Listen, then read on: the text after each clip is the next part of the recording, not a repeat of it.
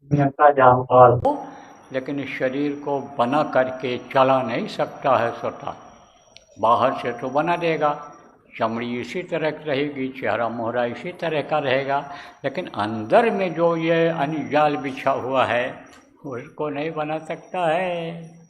आप फिर समझो 72,000 इसमें नाड़ियाँ हैं, नसें लाखों की संख्या में हैं, 10 प्रकार के प्राण हैं जो इस शरीर को चलाते हैं, खून है, हड्डी है, मांस है, यह सब अंदर की रचना के अंतर्गत है।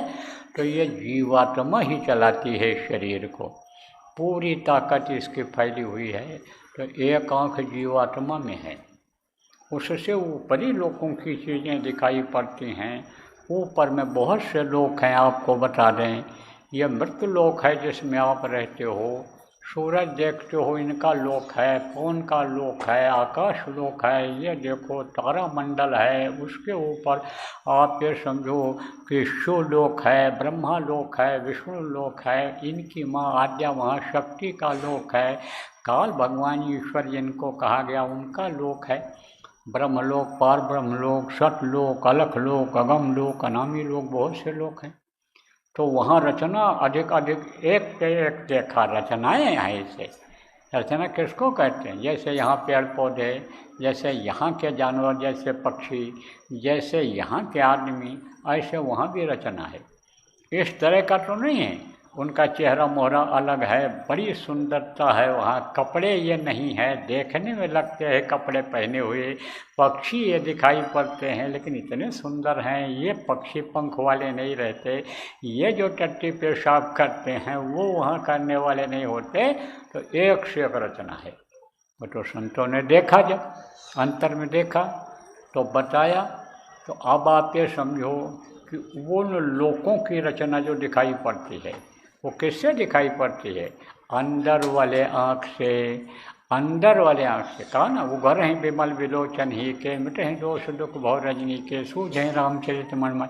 राम का चरित्र जो मानस में हो रहा है, अंदर में हो रहा है, गोस्वामी जी ने कहा तब दिखाई पड़ेगा जब वो दिव्य दृष्टि आत्मचक्षुषु नेत्र तीसरी आँख खुलेगा, पिंडी 10वां द्वार वो यानी जो खुलेगा।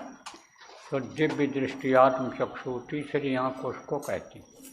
तो जो उसको खोलने का तरीका बता दे, उसको खोल दे, खुलवा दे, वो वास्तव में सच्चा गुरु होता है। ऐसे गुरु की खोज करनी चाहिए। हमेशा इस धरती पर वो रहे हैं, हमारे गुरु महाराज जैसे गुरु रहे हैं कि जिन्होंने रास्ता भी बताया और रास्ते पर चलाया और कितने लोगों को मंजिल तक पहुंचा भी दिया। तो गुरुओं की ये परंपरा रही है, हमेशा से ये रहा है कि जब उनको शरीर छोड़ना होता है, दुनिया से जाना होता है, तो वो अपना काम किसी न किसी को सौंप करके जाते हैं। देखो ये 10 गुरु हुए थे, इतिहास आप जानते हो पंजाब का, जो पढ़ते हो सब एक दूसरे को घोषित करके गए, चार्ज दे करके गए। हरिकृष्ण जी महाराज ने, आप ये समझो कि नाम नहीं लिया आखिरी वक्त तक, लेकिन ये इशारा करके गए थे कि बाबा बकाला में मिलेगा।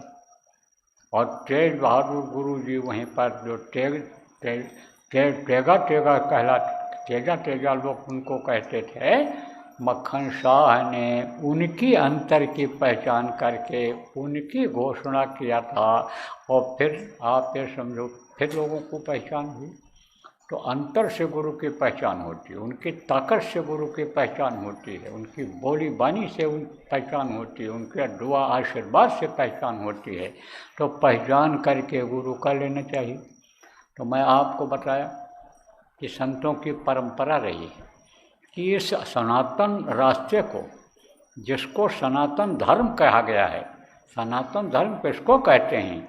यही कि इस जीवात्मा को वहाँ तक पहुँचा दो जहाँ का जीव तहाँ पहुँचा हुआ, जहाँ से ये जीवात्मा आई है उतर करके सतदेश से सतलोक से, वहाँ इसको पहुँचा दो। यही है सनातन विधि, यही है सनातन धर्म।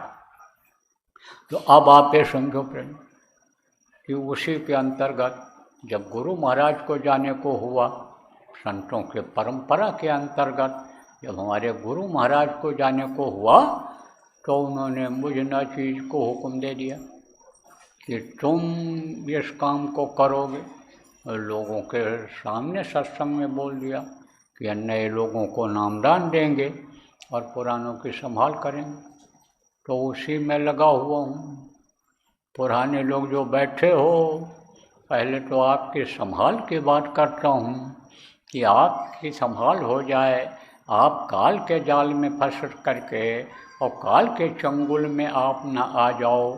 जो गाल फैलाए हुए बैठा है कि कब समय पूरा हो हम इनको अब ख़त्म कर दें, फिर इनकी उम्र पूरी हो और हम इनको नरकों में डाल दें, 84 में डाल दें, कीड़ा मकोड़ा की योनि में, सांप गोजर बिच्छू की योनि में डाल दें, वो समझो इंतज़ार कर रहा है। तो अब आप ये समझो उससे बच जाओ, काल और माया से बच जाओ। आप ये समझो हंसियस माया जाल बिछाया, कनेक्शन का कोई राह न पाया। तो राह आपको जो मिला है, गुरु महाराज ने जो दे दिया है कि आप ये समझो कि जगत जाल से बचो, जो रास्ता बता दिया है, और जो माया का जाल है उससे बचो।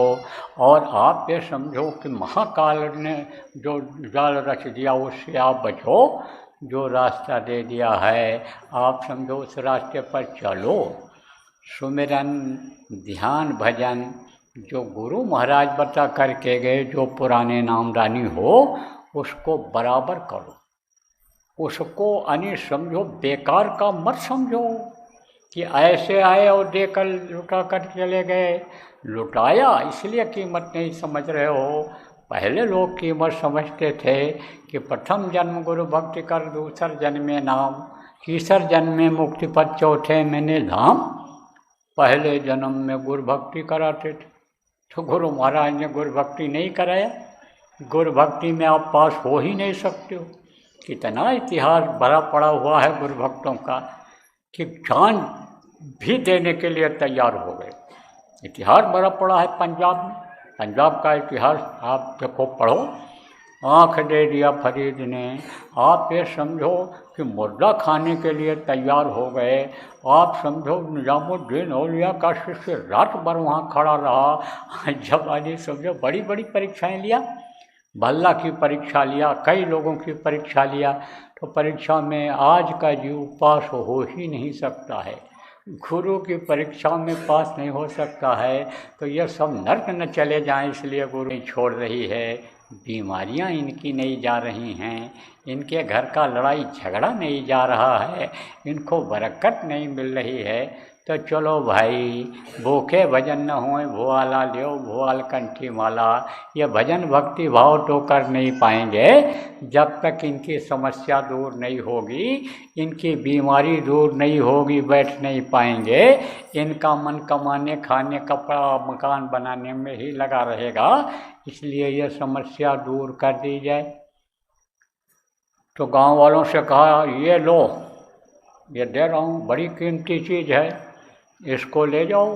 ये हीरा है, हीरा उठा करके ले जाओ, माला माल हो जाओगे, गरीबी दूर हो जाएगी, दोनों समय बढ़िया भोजन मिलने लग जाएगा, तन ढकने के लिए कपड़ा हो जाएगा, इलाज के लिए, दवा के लिए, जो तुमको बीमारी के लिए पैसा नहीं है, पैसे हो जाएंगे, इलाज करा के ठीक हो जाओगे। ले जाओ, ले जाओ, ये रुपया देगा तुमको, सब चीज़ मुहैया करा देगा। किसी ने कह दिया, अरे हीरा होता तो फेंक देते, हीरा जैसी कीमती चीज़ को कौन फेंकेगा, वो तो कांच के टुकड़े हैं। किसी ने उठाया ही नहीं। जौहरी जा रहा था, उसने देखा कि हीरे पड़े हुए हैं, उठा के ले गया, माला माल हो गया। तो नाम का हीरा मोती मैं बिखराऊँ गली गली, गली गली तो बिखरा दिया हूँ, लेकिन आपने उसकी कीमत नहीं लगाई। जो नामदानी यहाँ बैठे हुए हो, चाहे आप पुराने हो गुरु महाराज के शिष्य और चाहे बाद के नामदानी हो, आपने नाम की कमाई नहीं किया, उसका आपने परखा नहीं, समझा नहीं, जाना नहीं, वो क्या नहीं दे सकता है यह नाम। ये सुमिरन ध्यान भजन जो तरीका बताया प्रेमियों, ये तो 4 पदार्थ का चलता के अर्थ धर्म काम मोक्ष आपको सब कुछ दे सकता है। तो प्रेमियों आप करो। अब समस्याएं क्या आएंगी यह भी आपको बता दें। समस्याएं आएंगी कि आपका मन लगेगा नहीं, क्योंकि किया नहीं अभी तक, तो मन कहाँ लगा हुआ है?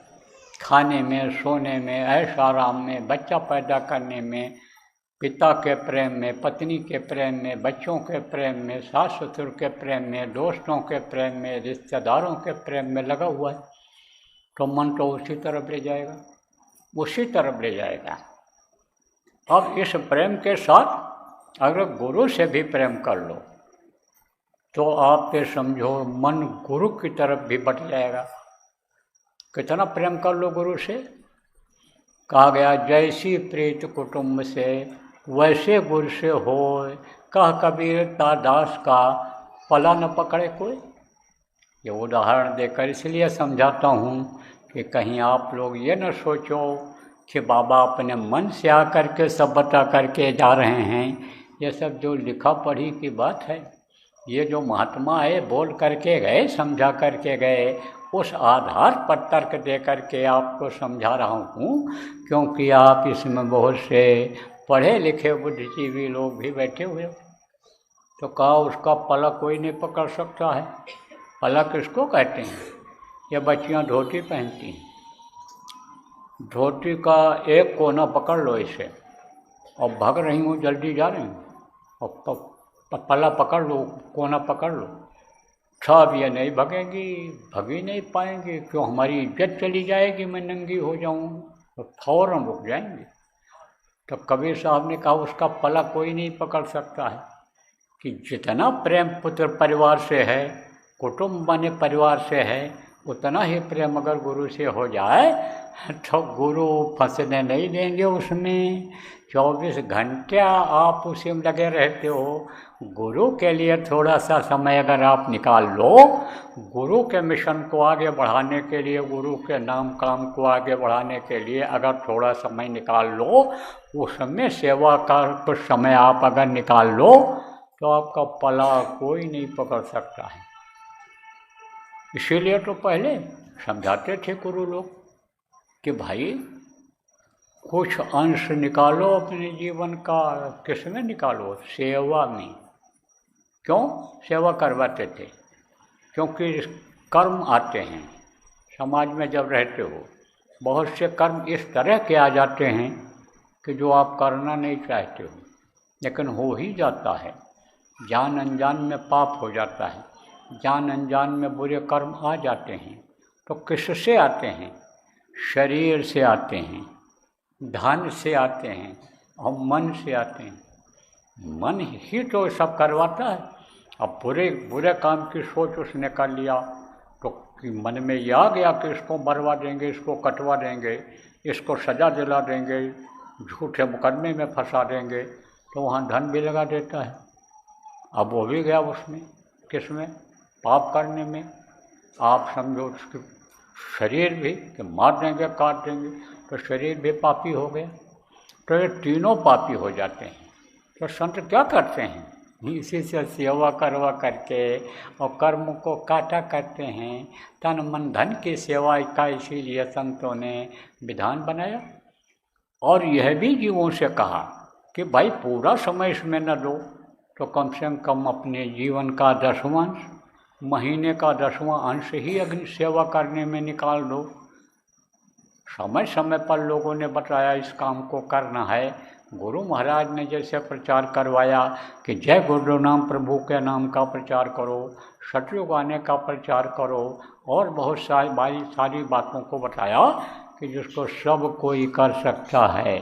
नामदान दिलाने के लिए, लोगों को समझाने के लिए समझ लिया। आप ये समझो कि इसी तरह से सेवा का ये विधान बन गया कि 10वां अंश अपने शरीर की सेवा का लगा दो, 10वां अंश अपने कमाई का, मेहनत का लगा दो। उससे आपको बरकत मिलने लगेगी।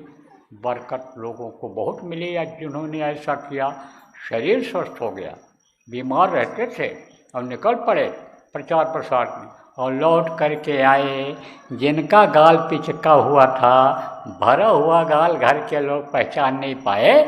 औरत ने भी कहा जाओ तुम्हारी तबीयत तो ठीक रहती है, जाओ पिताजी काम सब हो रहा है। उनको विश्वास हो गया परिवार वालों पर कि किसी के करने से कुछ नहीं होता है, करता करे न कर सके गुरु करे सो होए, गुरु ही सब कुछ करते हैं।